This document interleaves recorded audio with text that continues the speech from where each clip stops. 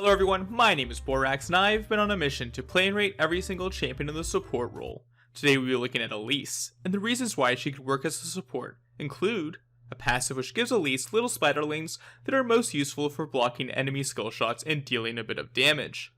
I'm also going to start by talking about her ultimate, which allows her to switch between human form and spider form.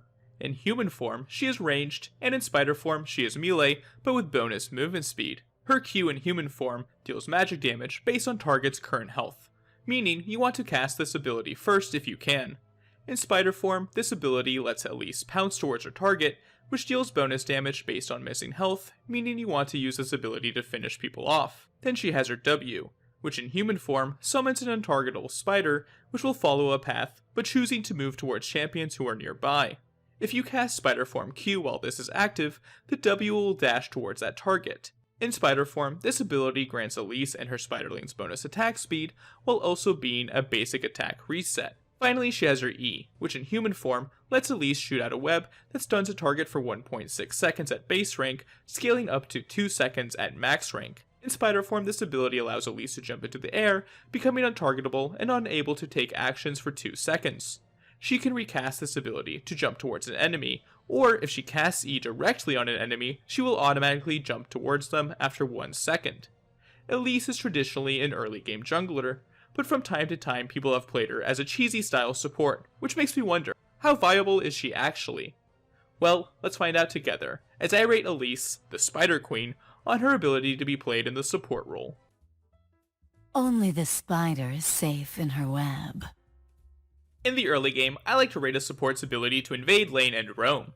I'm pretty sure that Elise has one of the longest CC duration abilities at level 1 in the entire game, with her E stun being 1.6 seconds. Add to the fact that you can fire it from ranged to single out a target and still have another ability in her E to jump on top of your target means Elise has great potential to start an evade. I would definitely recommend trying to convince your team to look to do so, as you can just look to throw out your stun, and if you do hit it, go all in. But if you miss it, you can just back up.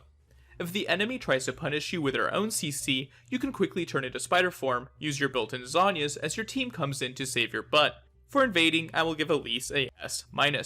Her stun can be quite difficult to land, and it is only single target, meaning if the enemy is stacking against you, the invade could get quite messy.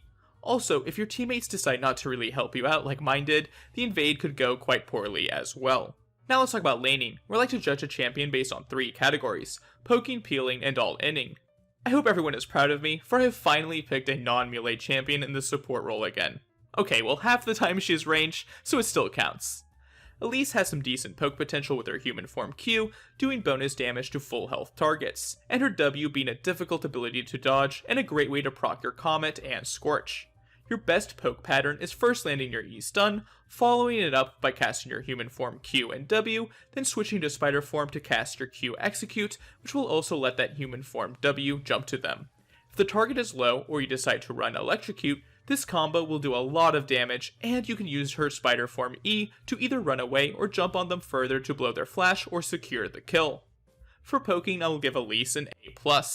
Against squishies, she could be a real nuisance, just pressing her W towards them, then walking away. And if you ever get that combo off on them, they have to be really scared. She doesn't really do a lot of damage to tankier foes, which prevents me from giving her a S for this category, as she lacks that % health damage you would want. But against the right enemies, she can really chunk them down. A lot of Elise's effectiveness comes down to her ability to land her cocoon. If you can get that long-lasting CC off on the enemy ADC, then almost every play will stop immediately, especially considering that you can use her Zhonya's like E to just escape the enemy support if they try to focus you. The weakness of Elise is trying to fight in a minion wave where the stun can be blocked, or against highly mobile champions who can dash away from it. She also has no other form of CC, so it can be very terrifying if you miss it. I will say though, her spiderlings are very annoying to face up against if you're a hook champion, as you will always find a way to block it, or at least that's what happens when I play against Elise. For peeling, I will give her an A rating. If the enemy tries to focus you down, you have your repel to buy time, and if they try to focus your ADC, you actually deal a ton of damage where you might be able to win the fight. If you ever fall behind in lane, however, and the enemy has a lot of damage, her peeling isn't amazing, and she can struggle against enemy ganks, as her stun can only ever stop one target. I have played against a few Elise supports in my day, and let me tell you, this champion does a billion damage when played correctly if you are a squishy target. That being said, I never ever play Elise, and even I was able to dish out a ton of damage. If you can land that stun on your enemy target, letting you do that wombo combo I mentioned in poking, you alone will chunk an opponent to below 50%, and that's without your ADC adding their damage into the mix. If you are able to get a gank as well, then it's truly lights out for your enemy. Elise is also one of the best champions in the game for punishing greedy low health targets who refuse to back, as you can jump on top of them from out of vision with your spider E, and then if they use a dash to try and get away, you can still Q them for an execute, and if that's not enough and you are desperate, you can still switch into human form, where you will have your stun and 2 more damage abilities ready to finish them off. Elise having 6 abilities while only being level 3 is a massive advantage and something you need to try to utilize to get ahead in lane. Because when the enemies start hitting level 6, you will feel quite sad as you don't get access to another ability, meaning that if you are behind or even, things will only be getting worse. But in the early stages of the game, I would actually give Elise a S+ for all inning. I don't really think there are any other champions that do as much damage as an early game Elise. If the enemy doesn't respect you, they will die over and over again, and you can build up a truly big advantage in the laning phase. You are also the best champion in the entire game at early tower dives because you can reset tower aggro very easily with your repel. The best thing for your opponents to do is play rather passively and just wait to outscale you. But thankfully, because League of Legends is a video game and people want to have fun, they will try to fight you. And if you play better than they do, you will almost always come out on top, as you alone can almost 2v1 the lane. Now that we've talked about Elise's laning prowess, let's rate the matchups that she might have to face. For Elise to be an effective support, or champion in general, she really needs to snowball the game, so champions that are difficult to take down are not opponents she wants to be facing. These champions are able to avoid Elise's burst damage and have the tools to chase down her ADC, as she doesn't have enough peel to handle their CC. Champions that deal a lot of damage from afar can also be tricky, as Elise isn't very tanky, and as long as they space properly, they can't get hit by her mid-range W or stun. Swain is a punishable champion, that's true, and your E is actually solid at stalling out his ultimate, but Elise wants to dive on top of people, which Swain welcomes with open arms. Matchups that are very 50-50 are the hook champions who aren't ridiculously tanky, and ones you can uniquely counter with your spiderlings tanking the hook for you as you run away, or you can just repel to dodge it altogether. The enchanters with lots of peeling are a bit tricky, as you will need to poke them down a bit before you can actually one-shot them with your kit. The enchanters who have more sustained peel, or the ones who are a bit more squishy, all make for great targets, as if they get hit by your stun, it should be lights out for them. If they play safe, however, they will outscale you like crazy, even if they are a few kills behind. The supports that have to be really scared of Elise are those who are really squishy and only have one CC ability to peel, that Elise can potentially dodge with her repel, while also jumping on top of them and dealing a bunch of damage in a short amount of time. If you're a long-term viewer, you might have noticed that I've added Ashe to this list, and that's because she truly has become a meta support that I've seen in a lot of my games. Finally, we have a bunch of champions in the who plays these guys even, as I'm waiting to see people pick these characters in my games. Now let's talk about bot laners that you want to pair Elise with. The first ones that I will shout out are kill lanes where you just want to cheese your enemies. I played a random bot lane with a Jin Zhao, and it turned out not to be too bad, as Elise is a unique champion who has potential to almost 2v1 a lane just by herself because of the fact that she has access to 6 abilities so early on. In terms of traditional ADCs, one of my favorite pairings is definitely Caitlyn, as she can easily place down a trap after you land your stun for a devastating combo. I think champions that can follow up on your ability to jump on top of people like Draven, Kalista, Samira, and Tristana are also great options, as they have a lot of burst potential, which will heavily empower your spider form Q execute. However, in the hypothetical case that your ADC is a useless bonobo, then you definitely might want to consider roaming from time to time, so let's talk about that. Because Elise is traditionally a jungler, that should mean she is decent at roaming, right? Right, she is very solid. You can use your spider form E as a crazy gap closer, allowing you to get on top of enemies who are out of position, and then after queuing them for damage, you can switch to human form to land your stun and deal the rest of the damage to finish them off.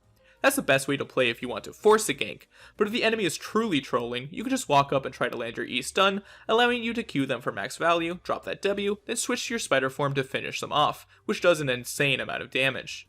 For roaming, Elise truly deserves a S+. If your lane is doomed, you should really look to run around the map and make plays elsewhere, as she is incredibly strong at doing so. You can run around faster with your spider form movement speed as well, as finding gank angles with your E repel, getting over walls, and of course using that same ability to make a clean tower dive work out. Let's give Elise a rating for her ability to support in the early game, which will slot at a S. If she was more consistent or reliable, I would actually give her a S+ rating. The problem is that she is so matchup dependent, and if you ever misplay, the entire game is probably over, as she is extremely high risk, high reward. Even though I would consider myself a total Elise novice, I was still able to deal massive damage in the early game and get huge leads. But I wonder, was I able to transition that into a successful... I know what lurks in the shadows. In the late game, responsibility of the support I like to rate include their ability to get picks and to teamfight. Getting picks is honestly very similar to roaming, but the main difference is the amount of gold that everyone possesses. If you were doing well in lane and were able to build up a lead, then Elise is amazing at getting picks considering that she is an assassin who excels at shutting down squishy targets. Even though she isn't bad here, I wouldn't recommend trying to do so on your lonesome, as after the durability patch you probably can't 100-0 someone, but if you can 120 someone, then your allies should be able to finish them off. For getting picks, I will give Elise a S+. If you can land that stun, which I usually ended up maxing, you and your team will have 2 seconds to dish out damage, and that's usually more than enough to finish someone off, especially when considering that Elise herself will bring in a ton of damage. She is also amazing at bush camping with her teammates, waiting for an unexpected enemy, as that will make her E easier to land. But if you want to be more direct, you can tower dive opponents in the mid to late game, once again using that repel to switch off aggro easily. Now let's talk about team fighting, where support's responsibilities include engaging, peeling, and sometimes dealing damage. Elise is amazing at getting picks, as she has very powerful single target CC, but in a traditional team fight where you're playing front to back, that CC will feel way less impactful as you can only hit the enemy front line, allowing the enemy carries to just hit you freely. Your best bet to try and engage is to find some sort of flank where you can CC the enemy backline and hopefully have your team get on top of them. But because you can easily miss the CC and you have no other forms of CC, I'll give Elise a C- for engaging.